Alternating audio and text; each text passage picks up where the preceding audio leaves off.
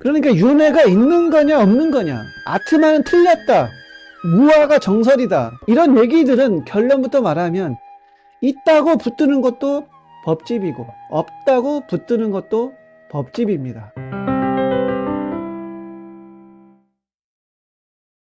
안녕하십니까, 바보다 장호입니다. 반갑습니다. 좋은 인연입니다. 오늘 날씨가 바람도 불고 꽤 춥네요. 요즘 그 유튜브나 소승이 올린 영상의 댓글들을 보면은 가끔 그 여러 가지 논쟁들이 보입니다. 윤회가 있냐 없냐, 아트만이 있냐 없냐, 무화가 맞냐 틀리냐, 그럼 무엇이 윤회하는가, 유신론이다 무신론이다, 이런 여러 가지 논쟁들이 있어요. 수학이 그동안 많은 영상들을 올려왔지만은 여러분, 이걸 가지고 서로 증명하고 주장하려 들면은 모두 뭐가 되냐면은 법집이 됩니다. 법집. 그러니까 죽음 후의 세계, 윤회, 이 세상, 이 우주는 과연 무엇인가? 빅뱅 이전은 뭐고, 그 이전의 이전은 뭐냐? 나는 왜 존재하는가? 이런 근원적인 질문에 대해서 우리가 아무리 짱구를 굴려도 이 얘기 저 얘기는, 여러분, 온갖 얘기는 할 수 있어도 그 모든 얘기는 희론일 뿐, 여러분, 사실은 눈앞에서 과학적으로 보편적인 사실로 증명될 수가 없습니다. 우주는 언제나 침묵할 뿐이에요. 이것이 곧 실존주의고 까미가 고민했던 그런 주제이기도 하죠. 여러분 다 한번 생각해 보세요. 제가 설령 전생을 경험해서 안다고 해도 그건 저만의 경험일 뿐 여러분들이 믿을 수 있겠습니까? 그것은 순전히 개인의 믿음과 신앙의 그런 개인적인 체험의 영역이거든요. 그리고 여러분, 예수님이 진짜 무리를 걸었을까요? 모세가 이렇게 지팡이를 드니까 진짜 영화처럼 홍해가 진짜로 갈라지고 노아의 방주처럼 이 세상은 다 물에 한번 잠겼었을까요? 그리고 부처님은 진짜 태어나자마자 7발자국을 걸으면서 천상천하 유아 독전을 하셨을까요? 부처님은 진짜 천상과 지옥을 오가는 신통이 자제한 그런 분이셨을까요? 그러니까 윤회가 있는 거냐 없는 거냐, 아트만은 틀렸다, 무화가 정설이다, 이런 얘기들은 결론부터 말하면 있다고 붙드는 것도 법집이고 없다고 붙드는 것도 법집입니다. 그리고 내 말이 옳고 당신 말은 틀리다로 가는 순간, 혹은 힌두교는 모두 잘못됐고 잘못된 기복신화이고 불교만이 정견이고 다른 건 사견이고 이단이다라고 말하는 순간 이미 우리는 법집에 묶인 거다. 악연이 됩니다. 악연. 아집이 되는 거예요. 여러분, 무당도 사주팔자 보는 사람들도 관상가들도 풍수지리가들도 나름대로 중생의 마음을 이루어주는 측면이 있고 그들만의 오랜 철학이 있어요. 사주, 명리학, 풍수가 다 그렇습니다. 주역도 그렇죠. 그런데 그런 것은 유사과학이며 저등한 학문이다, 우리가 더 철학적으로 고등하다, 이렇게 옳고 그름을 따지는 것은 다 분별이다. 자, 다른 문제는 논의하고 윤회가 있다 없다의 문제만 한번 얘기를 해봅시다. 그 논리의 이면을 한번 보자는 거죠. 윤회가 있다고 한다면, 윤회가 있다는 말을 들으면 마음이 좀 편해지는 분들이 있어요. 아, 지금 힘든 것도 다음 생에 보상받겠지, 내가 이렇게 억울한데 다음 생에라도 정의가 있겠지, 오늘의 노력들이 후에는 반드시 어떤 성과가 있을 거야. 반대로 윤회가 없다는, 내세는 없다는 말을 들으면 또 역시 마음이 편해지는 분들이 있어요. 그런 인연들이 있어요. 아, 됐다, 그럼 더 이상 불안하게 미래 걱정 안 해도 되겠다, 지금만 잘 살면 되네, 부담 내려놓자, 누군가를 믿어야 내가 구원을 받는다는 이런 불안감들이 사라질 수도 있겠죠. 저 같은 경우도 옛날에 중학생 때죠, 교회에 다녔었는데, 교회에 다니다 보니까 교회에 잘 안 나가면 구원받지 못한다는 뭐 이런 느낌이 있었어요. 그때 저라면 뭔가 죄의식이 느껴지는 불안감이 올라오곤 했거든요. 그러니까 알게 모르게 세뇌가 되어 있었던 거네. 미래의 어느 날 나는 구원받지 못한다는 그런 불안감, 두려움. 그러니까 이 논쟁의 밑바닥에는 뭐가 있냐면, 대개는 진리 탐구라기보다도 마음의 불안을 처리하려는 욕구가 깔려 있다. 그런데 문제는 불안을 처리하려고 있다 없다를 붙잡는 순간 이미 마음은 지금 여기를 떠나서 생각의 나라로 도망가 버립니다. 사실 윤회가 있거나 없거나 자아가 있거나 없거나 첫 번째 명제는 뭡니까? 나에게 주어진 이 삶을 잘 사는 겁니다. 사실 삶이 전부이고 인생이 전부이고 삶이 종교이고 삶이 곧 해탈이고 열반이에요. 엄밀히 말해서 죽음 이후의 문제는 내 알 바가 아닙니다. 지금을, 현재를 잘 살아야 돼요. 이 생에서는 우리 모두 한 번뿐인 삶이고 인생입니다. 우리는 언제나 지금을 살 뿐이에요. 여러분, 우리가 힌두교적 아트만과 불가의 무아를 싸움으로 보면 길을 잃습니다. 우리는 중도적인 시선에서 힌두교는 이렇게 보는 입장이구나. 열린 마음이 돼야 된다 이거죠. 여러분, 바라나시 강가에 가면은 매일 저녁 힌두교 그 푸나 의식이라는 것이 있거든요. 저도 인도 여행 때 가서 본 적이 있었는데, 그걸 미개한 힌두교적 종교적인 의식으로만 치부해야 될까요? 그 의식을 통해서 마음의 이해함과 치유를 받는 사람들이 있거든요. 그것이 진짜다 가짜다를 떠나서 이해받는 사람들이 있어요. 불가의 무아론도 그래요. 내가 불교도라 하더라도 일단은 이렇게 보시는구나 라고 바라보면 됩니다. 나에게는 불교적 교설이 더 맞고 나는 그게 더 철학적이고 합리적이라고 생각해. 나는 그게 더 명답이라고 생각해. 그럼 된 거예요. 그러나 그걸 절대적인 정답으로 여겨서 다른 종교의 사상이나 학문을 무시하면 안 된다는 거죠. 여러분, 사리불 존자를 지혜 제일이라고 하잖아요. 사리불은 붓다가 설법을 하더라도 항상 사유하고 생각했습니다. 고지곧대로 부처님의 말을 고지곧대로 믿지 않았어요. 저 말이 과연 이치에 맞는지 스스로 따져봤습니다. 이게 붓다라는 건의에만 기대지 않은 거죠.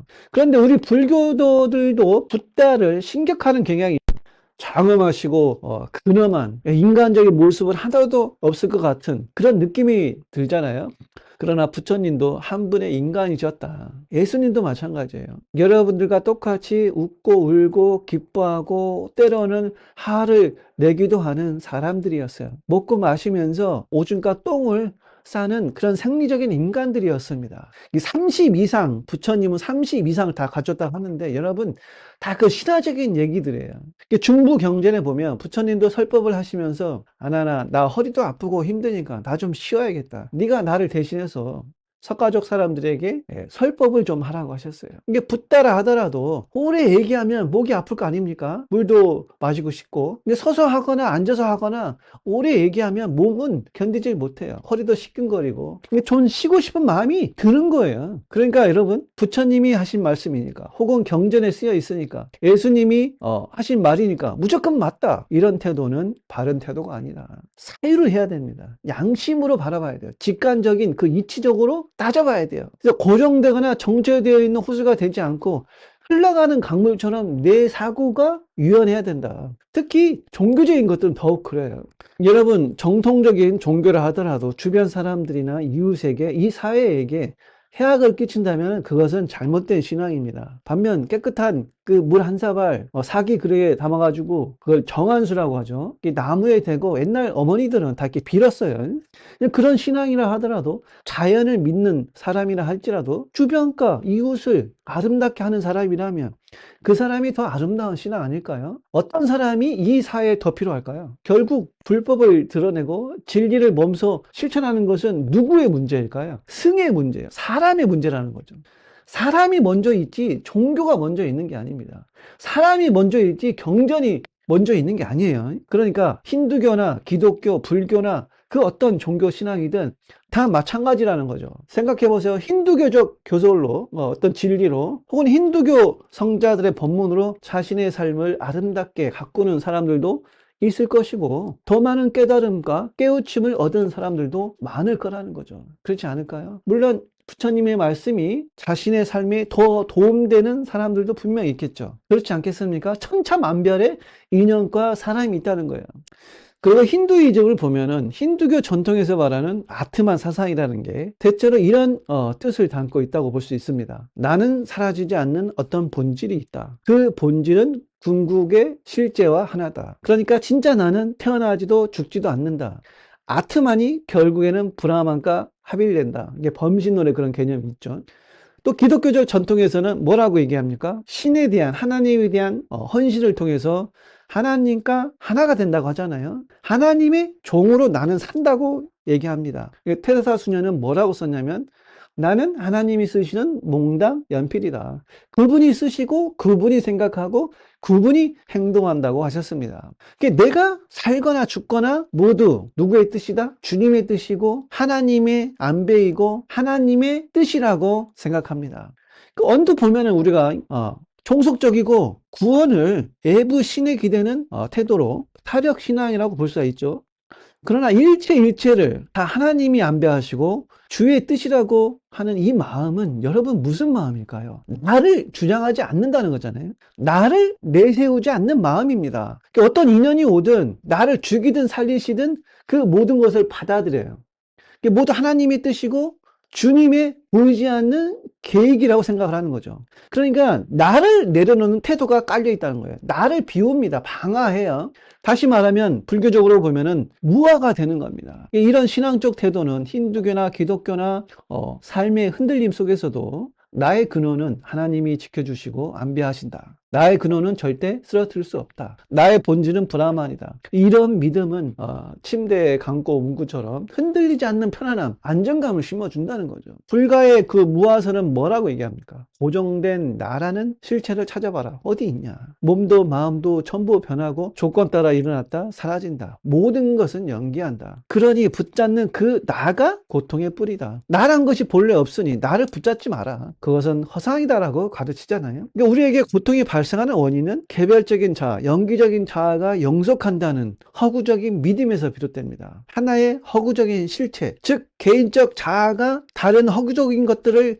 영원히 소유하려는 갈망, 가래에서 고통이 발생하는 것이죠. 그래서 이런 갈망, 고통으로부터 벗어나는 길은 깨달음을 얻는 것인데, 깨달음이란 다름 아닌 무아의 진리를 깨치는 것이라 할 수 있습니다. 여러분, 윤회는 뭡니까? 이 허구적인 자아가 펼치는 환상의 세계인 거예요. 본래 나랄 것이 없다는 깊은 무아의 인식은 붙잡는 내가 없으므로 본래 고통도 허상임을 깨치게 되면서 비로소 거기서 뭐가 생기냐? 자유와 희탈이 생긴다. 그러니까 여러분, 자기 인연에 맞는 사상과 자기 인연에 맞는 종교와 자기에게 훅 당기는 배움이 각자 있는 거예요. 이게 8만 4천 법문이 다 방편 아니겠습니까? 그런데 이제 아트만을 있다로 고정시키고 무아를 없다로 고정시켜서 이것은 맞고 저것은 틀리다는 식의 이게 존재론 배틀로 가버리면 본질을 놓치게 된다. 둘 다 사실은 사람을 자유롭게 하려는 해탈의 방향인데 우리가 그걸 새로운 쇠사슬로 만들어 버리면 안 된다는 겁니다. 그러니까 있다 없다 이런 개념과 말을, 언어를, 문자를 잡지 말라는 거예요. 여러분, 법은 원래 뭡니까? 고정되어 있지 않아요. 그래서 무유정법이라고 하잖아요. 어떤 진리나 법은 고정불변의 기준으로서 존재하지 않는다는 겁니다. 법이라는 건 상황과 인연에 따라 조건적으로 나타나는 거예요. 조건적으로 연기하는 거예요. 모든 법은 인연 따라서 생성소멸할 뿐이지 고정된 정법은 없다. 개태가 그 말한 문장 중에 제가 정말 좋아하는 문구가 있는데 이런 겁니다. 모든 이론은 회색이며 오직 영원한 것은 저푸른 생명의 나무이다. 그런데 우리가 법을 찾는 순간 법이 도구가 아니라 뭐가 되냐? 내 정체성이 됩니다. 하나의 도구마가 돼요. 나는 윤회를 믿는 사람이야. 나는 윤회를 안 믿는 사람이야. 나는 무아파야. 나는 아트만파야. 나는 유실론이야. 나는 무실론이야. 이렇게 되면 법이 나를 살리는 게 아니라 법이 나를 갈라놓고 증명하게 만들고 싸우게 만들어요. 그래서 저는 이렇게 권하고 싶습니다. 진리냐 비진리냐의 싸움이나 논쟁이 아니라 이 생각이, 이 견해가, 이 사상이, 이 철학이, 그리고 이 종교가 지금 내 삶을 얼마나 더 자유롭게 만드는가, 얼마나 더 자유롭게 만드는가, 내 마음은 얼마나 더 풍요롭게 하고 있는가, 그리고 인류 사회에 어떤 공헌을 하고 있는가, 이걸 기준으로 보자는 것이죠. 저는 개인적으로는 윤회는 있다고 보는 사람이거든요. 그런데 이제 몇몇 스님이나 몇몇 불교 학자들은 없다고 말하시는 분들이 있어요. 그럼 그 사람들이 틀렸느냐? 아니란 얘기죠. 그럼 맞느냐? 그것도 아니란 얘기죠. 그럼 뭡니까? 정직한 답은 뭐예요? 알 수 없답니다. 이런 논의에 대해서는 알 수 없다예요. 다들 자기가 공부한 바대로 깨우친 것대로 혹은 경전에 기대서 하는 얘기들이다. 그런데 이것만이 진짜 불교고 진짜 부처님의 가르침이다라고 주장하면 안 된다는 거예요. 저 역시 마찬가지예요. 저 역시 여러분들에게 저의 생각과 저의 공부와 저의 깨우침을 여러분들에게 같이 공유하고 같이 얘기하는 것일 뿐이에요. 선택은 여러분의 목이고 여러분의 공부입니다. 어떤 법문은 여러분의 마음을 건드릴 것이고 또 어떤 법문은 그저 그럴 수도 있어요. 또 어떤 사람에게는 큰 깨달음을 줄 수도 있겠지만 어떤 사람에게는 별실이 큰 깨달음으로 와닿지 않을 수도 있습니다. 그러니까 윤회나 영성, 참나에 대해서 제가 내린 결론은 뭡니까? 고정된 실체는 없지만 인연 따라 이어지는 흐름은 있다. 영원한 나는 없지만 지금의 선택이 다음 순간을 만든다. 이게 뭐냐면요. 실체적 자아는 없는데 인연의 연속성은 있다는 겁니다. 여러분, 강물을 잘 생각해 보세요. 강물은 계속 흐르잖아요. 근데 같은 물입니까? 아닙니다. 그러면 강이 없다고 할 수 있나요? 또 그건 아니죠. 고정된 실체로서의 강물은 없지만 흐름으로서의 강은 분명히 있다. 우리도 비슷합니다. 고정된 나는 없지만 습관, 업, 관계, 선택의 흐름은 계속 이어집니다. 그래서 윤회를 있다 없다로 잡을 게 아니라 지금 내가 만드는 방향성으로 봐야 된다. 그리고 죽어서의 윤회를 보지 말고 지금 여기에 윤회를 보자는 거예요. 내 삶의 현장에서. 아까도 말씀드린 것처럼 지금 여기의 삶이 종교고 천국이고 열반이에요. 윤회는 다음 생에만 있는 게 아니라 우리 모두는 아침에 눈 뜨는 순간부터 이미 뭐 하고 있다? 윤회하고 있는 겁니다. 예를 들자면 남과 싸우기 좋아하고 경쟁하기 좋아하고 매사에 짜증과 화가 많으면 육도로 치자면은 아수라계에 머물고 있는 거예요. 혹은 먹고 마시는 것에 지나치게 욕심을 부리고 탐욕하면 축생의 세계에 머문다고 볼 수 있습니다.